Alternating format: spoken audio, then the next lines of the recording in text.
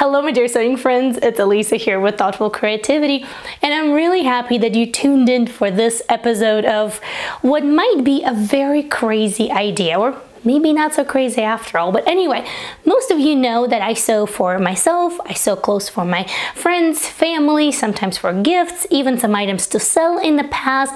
But I really wanted to try something new in terms of sewing and to sort of step out of my comfort zone and to branch out into the uncharted territory. So I really got this crazy idea of, what if I try to sew shoes? And that's exactly what we're doing today. So I decided to order a kit.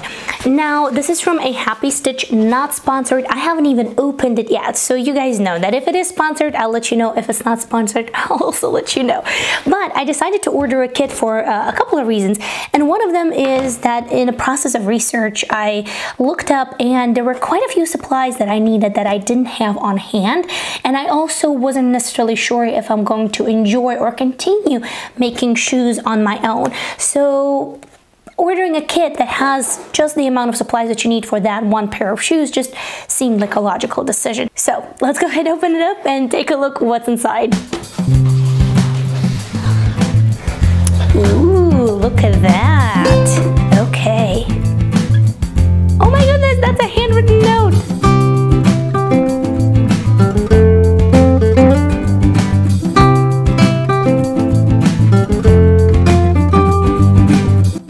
So nicely done. I will definitely leave her link in the info box below underneath this video if you guys want to check her out. So what do we have here? The kit that I got was the I Got It kit, meaning that I have everything I need in here except for the fabric, because I do have a really interesting plan in my mind. We'll see if it works out. But so far what I have here is one pair of espadrille shoe soles, then 1 yard of fusible interfacing right over here, package of espadrille yarn, which I'm assuming is this one, espadrille needles, I'm assuming these are these, espadrille wax, pins, needle pullers are these, chopstick or point turner is this one, and standard sewing supplies. I'm assuming all of those are standard sewing supplies, and of course the pattern as well, which is really, really nice. Okay, step number one, I decided to go ahead and trace out the pattern on a new piece of pattern paper, just because the original one has a ton of little lines on it, which isn't bad at all, but I also wanted to save it just in case I want to play around with it a little bit later. Then of course comes the fabric itself, and from the suggestions over here in the little book, it seems like the best thing for it would be canvas or cotton linen fabric for the outside of the shoe and organic cotton fabric for lining of the shoe. And I thought, let me take a look. The idea that I have in my mind are these flowers in the midnight air. Now you might recognize this fabric from the linen pants video where I did this linen from white to this navy blue. Now how do you get from this to the midnight flowers scene, you might ask? Well, we paint. A little bit of fabric medium, some acrylic paint and brushes, and I'm ready to get started. Now I also went ahead and I measured exactly how much fabric will I need in order to make my shoes, so that way I don't paint more than I have to. Now, do you have to do that? Oh, absolutely not. You can just go ahead to the store and buy your own fabric, but I really love to paint and I really love to sew, and this is my way of sort of combining these two, and it makes me feel so very fulfilled, and that's the reason why I decided to go this way. So I decided to start with a little sample, so that way I at least can experience the acrylic paint with medium on the fabric, you know, get a feel for it, and then move onto the bigger piece of fabric. So I started with the blue linen and some white flowers first.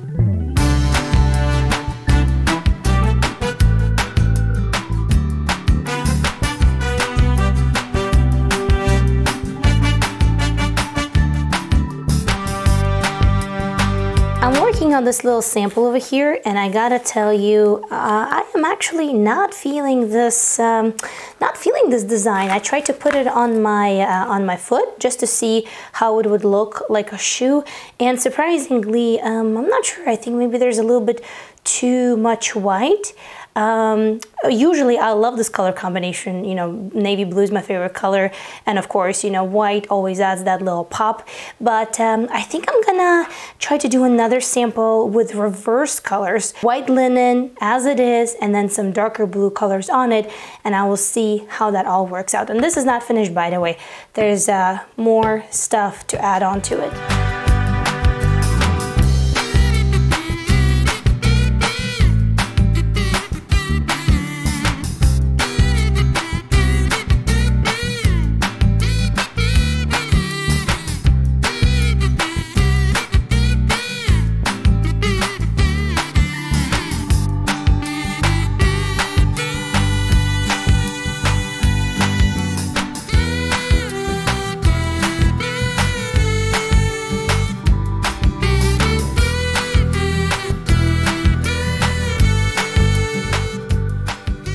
You know, after completing the second sample, the white fabric sample, I wasn't really in love with it either. So I thought, I'm just gonna, that's it.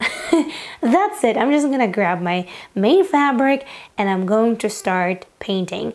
And I'm just going to trust the process, and I'm going to go where my artistic gut is going to tell me to go. And that's exactly what I did. And I gotta tell you, at the very beginning, it wasn't looking good because you start with a pattern, right? So you start with all blue flowers first, and then all purple flowers, and then all light blue flowers, and then you start filling in the greenery. And I did not have 100% confidence in what I'm doing up until probably the very last stage of painting the fabric. So I'm really happy that I did trust the process, but I gotta tell you, it was a little bit nerve-wracking because you don't want to spend all this time creating something that will have absolutely no use in what you're doing for this project.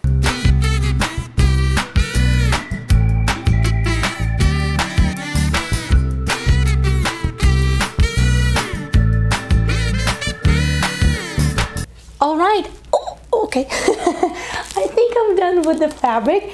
Now I have to wait until it dries completely for about a day and then heat set it.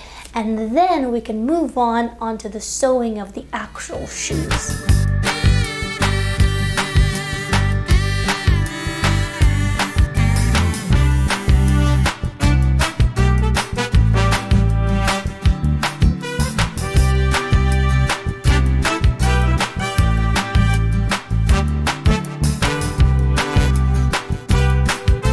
Okay, I think I'm done heat setting it. There it is. And you know how originally I said that I want to count out the fabric so that way I don't paint anything extra? Well, I went against my own idea or advice, and I did paint a little bit extra just because when I started painting those two samples that I wasn't really in love with, I kind of had that little fear in my head. So, and when I started painting this one, it wasn't really looking good at the beginning either, but I pushed through and now I actually like it. So the idea behind painting a little bit of extra fabric in this pattern is that if I want a particular placement of these roses or flowers or the green stuff, that way I have enough fabric to choose from and I can place my pattern pieces without like trying to fit them in because you know, I only have a limited amount of fabric. So I'm pretty sure I'm gonna have a little bit left over, but that's all right. I'm definitely gonna use it for something else. The next step was pretty straightforward, but also pretty crucial. That involved the interfacing that was included in the kit, and then I had to cut out the pattern pieces for the actual top of the shoe. So 2 pattern pieces of each of the fabric that I painted myself, and 2 of each from the fabric that's gonna go on the inside of the shoe, sort of like the lining. And then I had to cut out the pattern pieces from the interfacing. Alright, so I did cut out the 2 front pieces for the front of the shoe and I put them on my feet.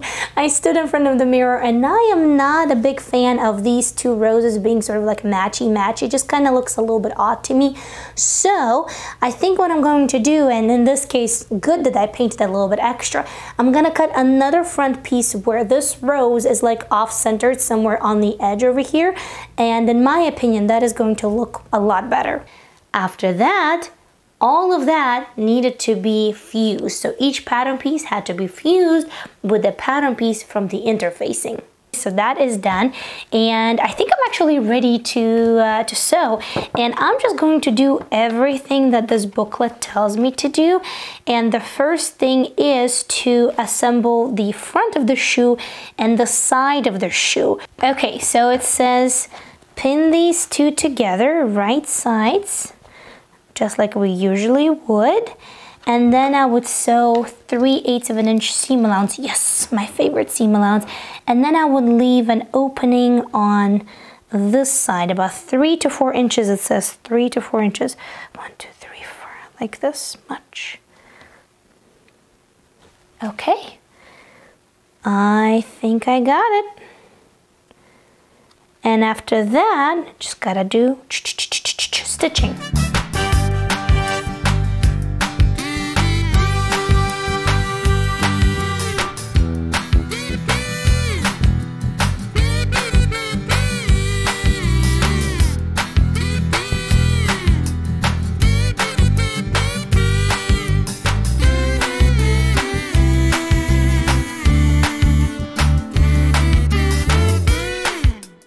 Okay, so that was done. The next step for me was to go ahead and trim the seam allowances except at the openings. And by the way, it's the same process for this piece as well. You do the stitching, you leave the opening, and then you gotta trim the seam allowances. And after that, I gotta turn it right side out using the point turner to pop the edges out.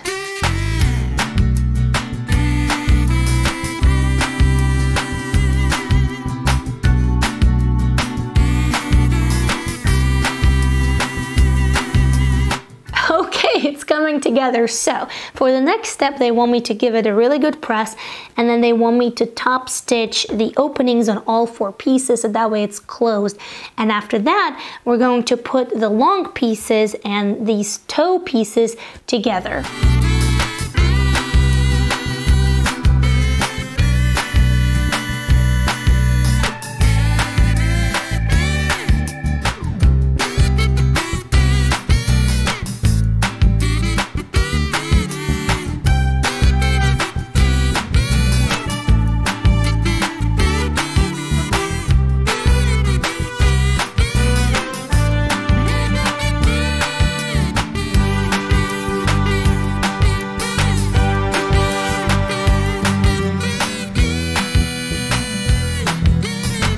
Now after this one, we are on the final stretch, people. It's coming together and the shoes are about to be made.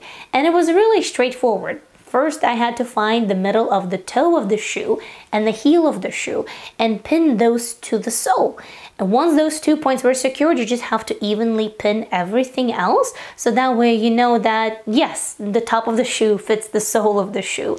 And after that, that's where everything else comes in play. You know, the cotton thread, there's that really big needle, the beeswax for the thread, and of course the thimbles, you know, for you to be able to pull all of that through the sole and through the fabric of the shoe itself.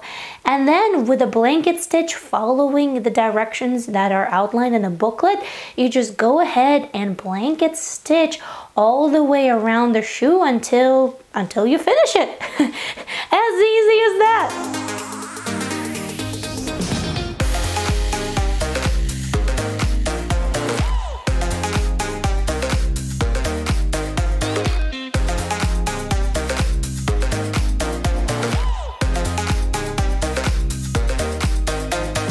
I can tell you for sure that I did not make my life easier by painting the fabric with acrylic paints and acrylic medium, because that definitely made fabric stiffer, which I assume is better for the shoes.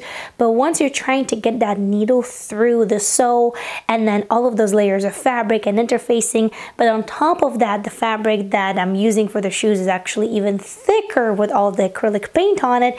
Yeah, that definitely did not make my life easier.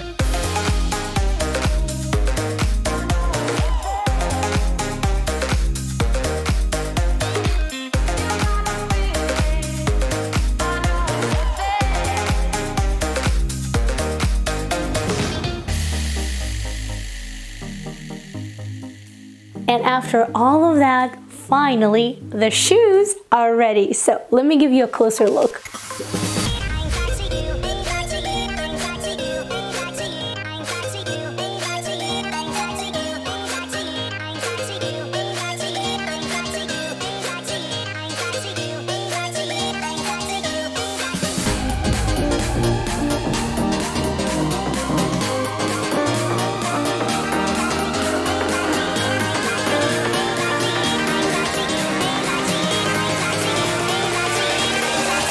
Now, here are some thoughts about these shoes. Number one, I actually really like them. They're nice and soft on the inside, they're comfortable, and I really like the print of the fabric, which is a win, because you remember that at the very beginning it wasn't looking promising. And I'm really happy with the kit too. It's really nice to have everything in one place, and you know, to be guided by the instructions in the booklet as well, especially as it was my first time ever making a pair of shoes. Now, would I make this same pair of shoes again? Well, probably not, because you don't go to the store and buy two of the same shoes, right? Or not commonly. So I might play around with some other designs of the shoes in the future, maybe use some different materials like faux leather, or, you know, who knows, wherever my creativity is gonna take me. But I'm really happy that I did open that door into the shoe making universe. Would you attempt to sew your own shoes? That's a question for you, my dear sewing friends. So let me know about that in the comments below. Subscribe if you did enjoy this video, and go ahead and watch this one. It's also creative, really fun, really colorful, and I think you're going to love it. So click right over here, and I'll see you in that next video. Until next time, happy, thoughtful, and creative sewing. I'll see you very soon. Bye!